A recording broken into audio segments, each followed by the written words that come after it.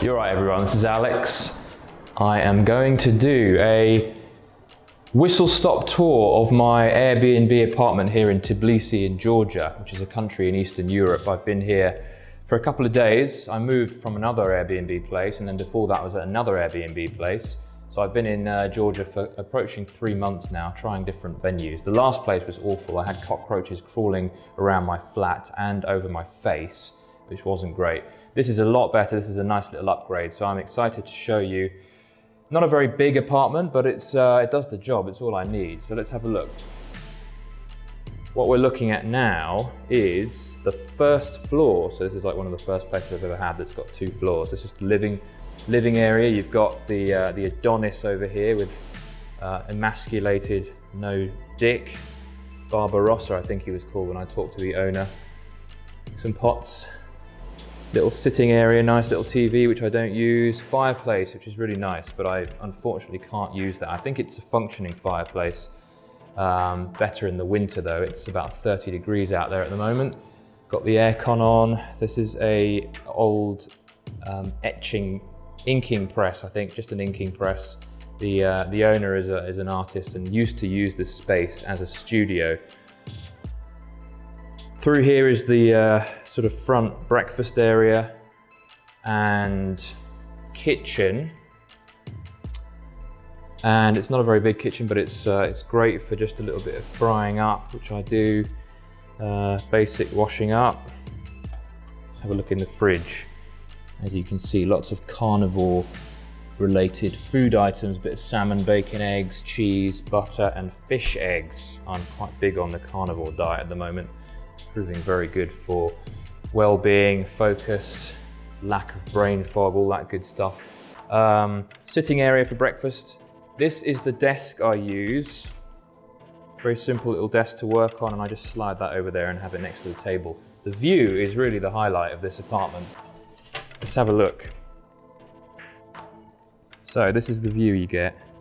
I hope that the quality here is all right, but this is it's a little enclave here where there's a few houses all behind one gate, and then in the distance you see Tbilisi there with the church, and there's a fortress on the hill over there. It's a little bit misty today. It's not very clear, but great little view. It gets even better upstairs.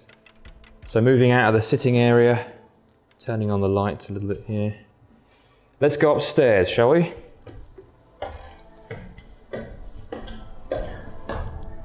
Hopefully sound is good and visuals are decent. I haven't really gotten very used to this vlogging thing, but we're at the top of the stairs now, and the view outside is basically the hill that we're up against here. There's a big antenna tower. I think that's like a viewing platform up there. There's the Parthenon, not the Greek one. So onward. Decent little bathroom with a shower. It's a kind of a loft space up here, so you've got a slanting ceiling, you've got a little bed there. Very easy to hit your head in here. This is my Thule medium-sized travel bag, which is fantastic for taking into the plane, so you don't have to add additional luggage to the haul. It's been great if I'm traveling fairly light.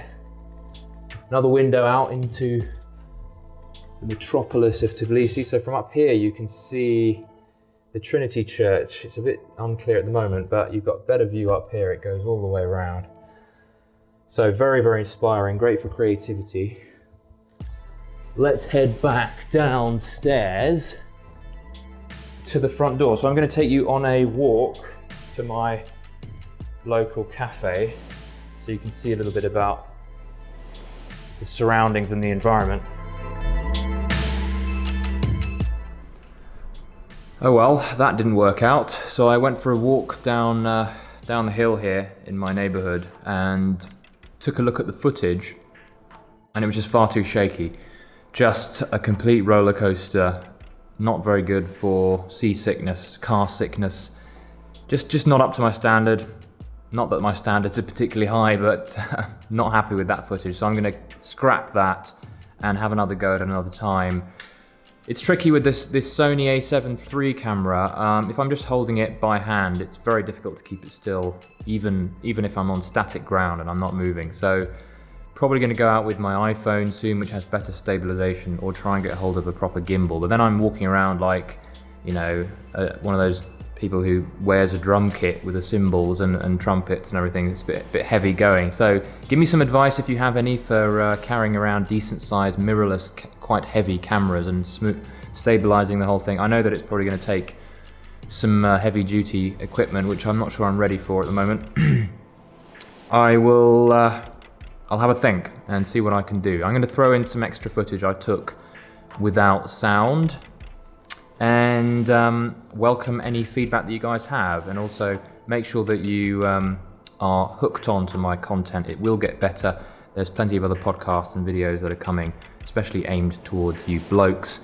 And if you want to see more, do subscribe, do hit that like button, and sending you love.